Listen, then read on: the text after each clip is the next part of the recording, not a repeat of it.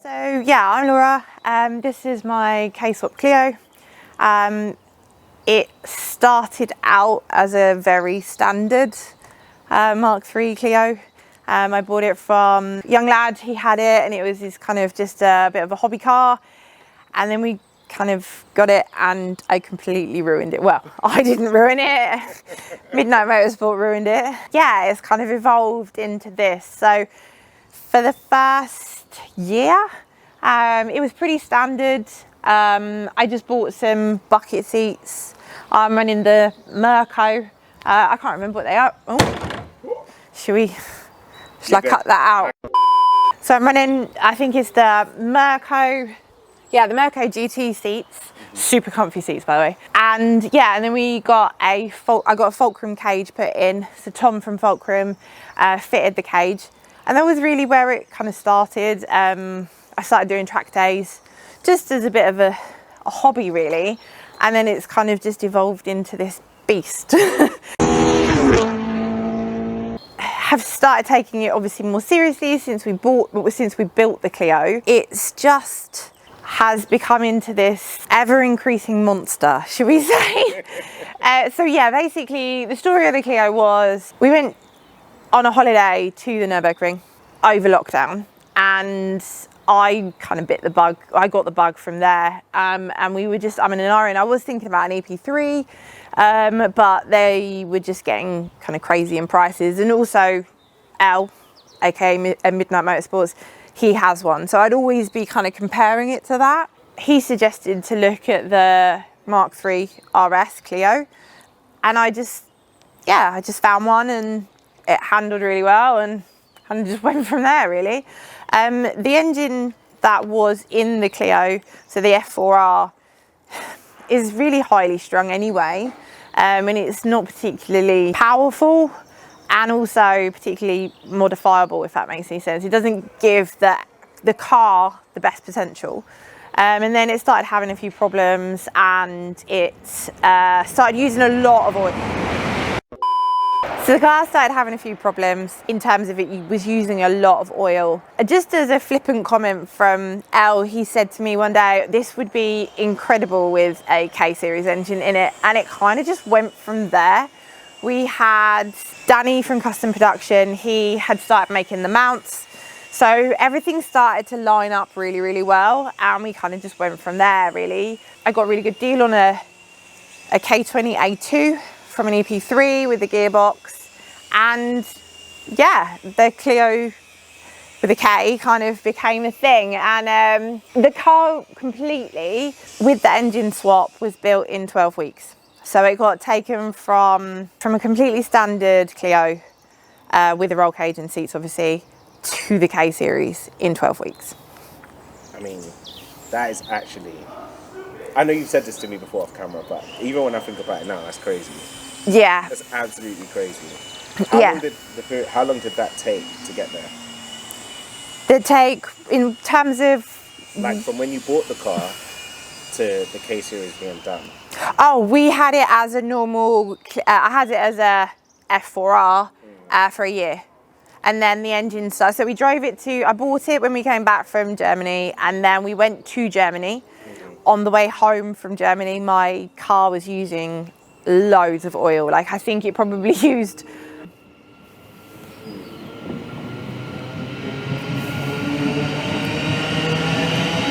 stupid trains. We were in Germany and when we came back from Germany we really noticed that the car was using a lot of oil. It was starting to kind of really drink it and Elle just kind of said to me, it's going to be a case that we really need to think about rebuilding the engine, or we need to think about doing a K-swap or an engine swap of some sort. We didn't know what it was going to be, and also we were thinking about maybe a Meglio, you know, for example, but then the K-Series came up and it just kind of everything seemed to fall into place at the right time. Yeah, that really is where it's kind of evolved from in terms of the car. There's so much to it, but I could talk for hours on it, but yeah. Well, yeah, I mean, the whole point of this side of the video is to capture the car I mean, ultimately it's been an inspiration to do Time Attack this year. Yeah. Which will be a journey in itself.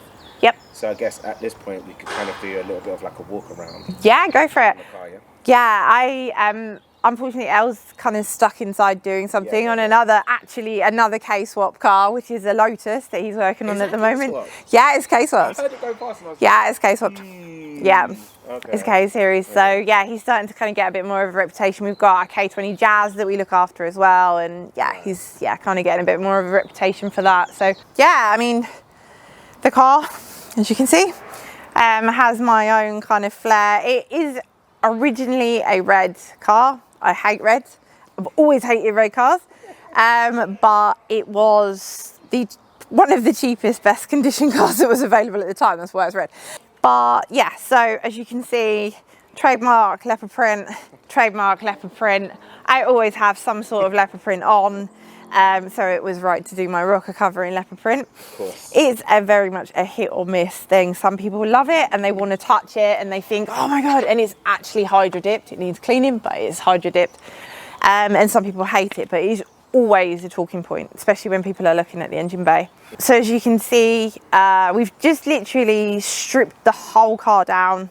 Front end wise, it's got a completely new front end on it. Everything has been swapped out and is brand new. Every single bolt, bush, like brand new anti-roll bars, everything's been powder coated, painted. I've had Kinetic Motorsport, Dave, he very kindly sponsors me for Time Attack. He is also competing in the racing Hondas, and he builds my box for me. So we've recently upgraded the CAS plated diff, so we've made that with more preload. We changed the final drive and he just did some regular maintenance on that as well. How does it feel, the final drive?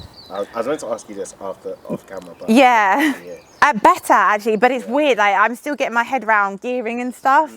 So whereas before in Cadwell, like I knew that I would approach a corner in 4th gear, for example.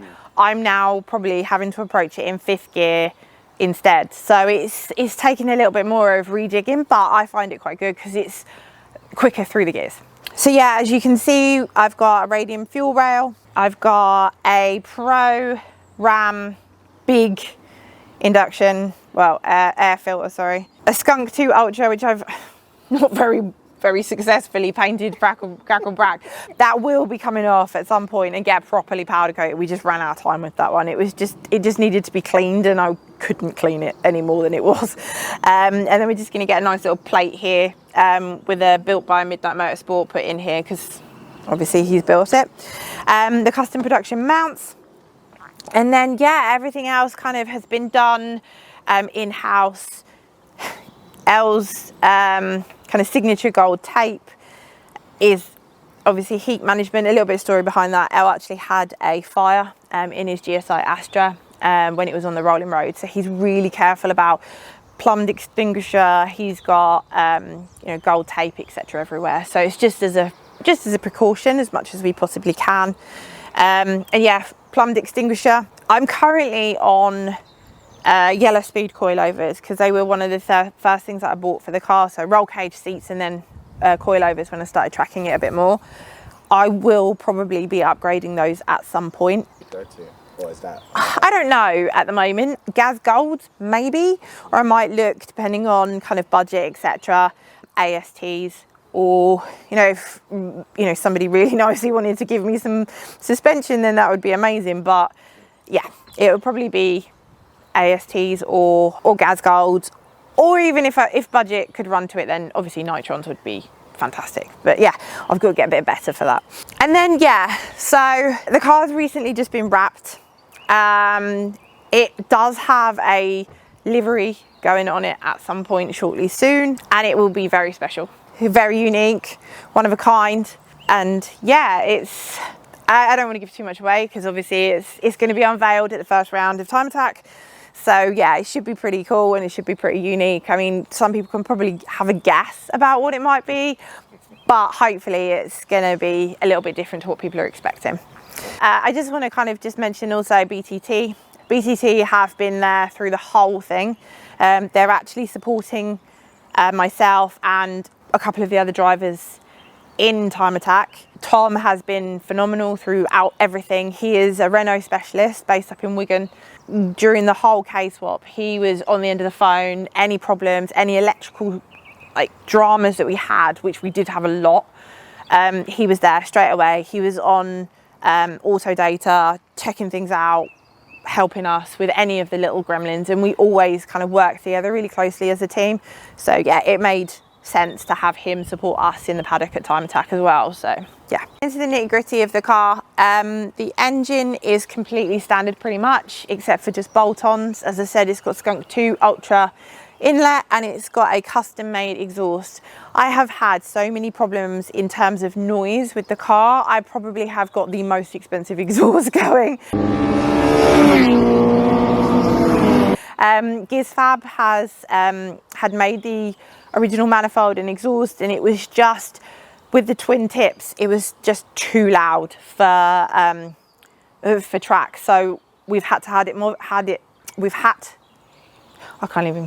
have it. Yeah, oh my god, I've modified it. Yeah, I have modified the exhaust to a single tip now. So I did have a little bit of problem when I was at Brands Hatch yesterday, but Brands Hatch is quite tight for noise anyway, so it's not the end of the world. In terms of specifications, so I run Bowler wheels. I did used to run the standard, well, they were the X85 8J speed lines. I don't like them. They are incredibly heavy for what they are. And also, I just wanted a set of wheels that if I bend them, I curb them, I can get a replacement really easily, and also doesn't matter. These are also quite wide, but quite light. I think they're about 8.5 kilos, and they fit, they're 8Js, so 8-inch wide. So yeah, and I run 225 45 17s at the moment. As you can see, they fit pretty well. I'm very worn by the looks of it.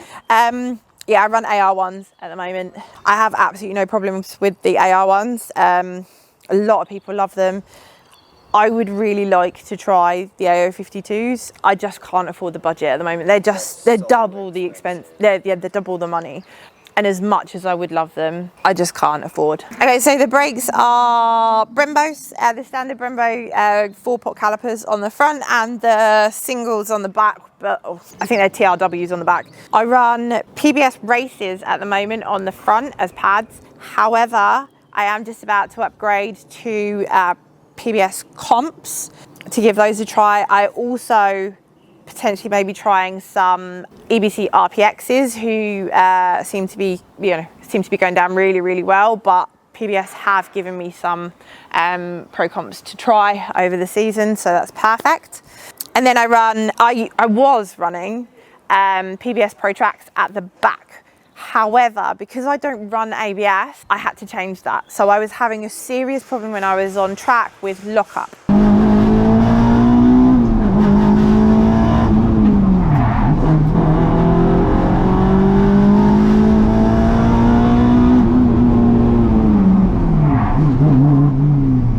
I just was not confident on the brakes whatsoever. So I just went to the Motor Factors and I bought some Febby brakes, put them on for yesterday at the Brands Hatch, and it was incredible. It was so good, and it really started to pivot a lot more, and I was able to just kind of use that rather than locking up, which was, it felt a lot better. So yeah, and then I've got Brembo high carbons on the front as discs, and I've also got standard Renaults on the back, just because of the bearings, etc. So they just last a little bit longer. We've recently just upgraded the doors. As I say upgraded, I've just changed the doors over, so they are now fully fiberglass with plastic windows with the sliders, obviously. I got those from Joel at Volantech. I've still got the original glass on the rear windows and the back window. Unfortunately, we just kind of have run out of time to be able to make those sorts of changes, but the doors and the windows came all together, so it just made sense to do them all at the same time. Okay, so the interior, you have to bear with us at the moment, is, oh God, you can see they're really light doors. Really light. It is a work in progress at the moment, so you can see like half of it is going pink. I've got my leopard print on my foot plate, just as a little bit of a touch, obviously, always leopard print. And yeah, you can see that the dash has come out, and we will be putting a fiberglass dash in the car as well, just instead of having the standard Renault dash, which is ridiculously heavy.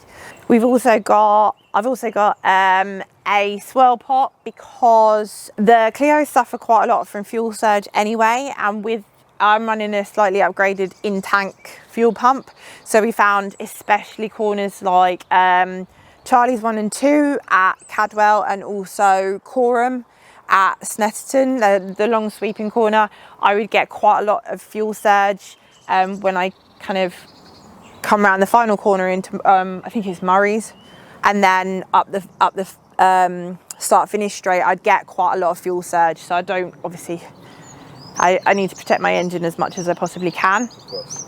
And then we've just changed over to a lightweight battery with a complete cut-off switch as well, just for safety, and that will all be completely put in by the time we get to Time Attack next week. I'm also running a short shift as well, which is an Acuity K-swap short shift. I love it. It's insane.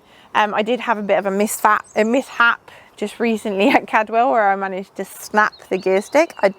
I do run an extension and a weighted gear knob, so I think it was just a bit too much in terms of a lever style. But Andy from Fury Works up near Cadwell, he helped me out massively, so that was really helpful. Not what you want as you're going around Cadwell into the hairpin, and my gear stick fell off. And I'm running TRS harnesses as well. I've got the standard 3-inch on one side, and I've got the hands harnesses on mine, because I obviously have to run that as well. So yeah, that's pretty much it. I mean, it's still a work in progress, but yeah, we were up until 1:30. I think we managed to complete it on Wednesday night before I went to Brands Hatch, so that was fun. I was driving around Brands Hatch with about 2.5 hours sleep, so that was all good. But yeah, it's been a real kind of work in progress. As you can see, it's something that I'm really proud of. I'm incredibly proud of Elle for doing it. From, you know, Midnight Motorsport, he works like an absolute Trojan on the car anyway, and he turns it around with some ridiculous timelines. Obviously 12 weeks. 3 of those I'd just like to add were away for the custom exhaust, and then 4 of those were also having the electrics done, so it really was not long mechanically to get everything sorted. Yeah. So yeah, this is the Clio. Awesome.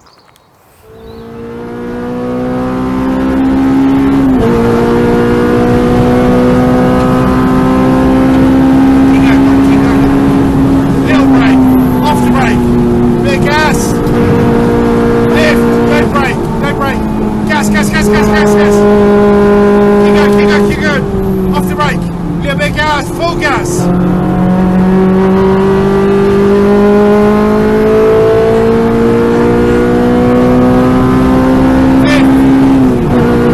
Keep going.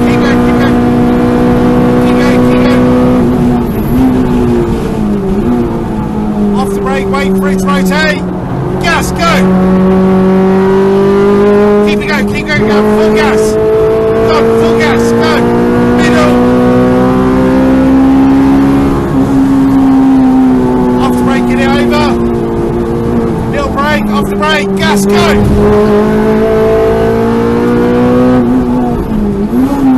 Off the brake, wait for it to rotate. Go.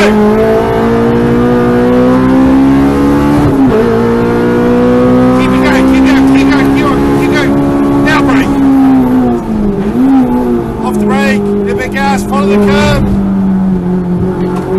Got full power. Keep going. Brake, off the brake. Little bit gas. Little brake, off the brake. Gas.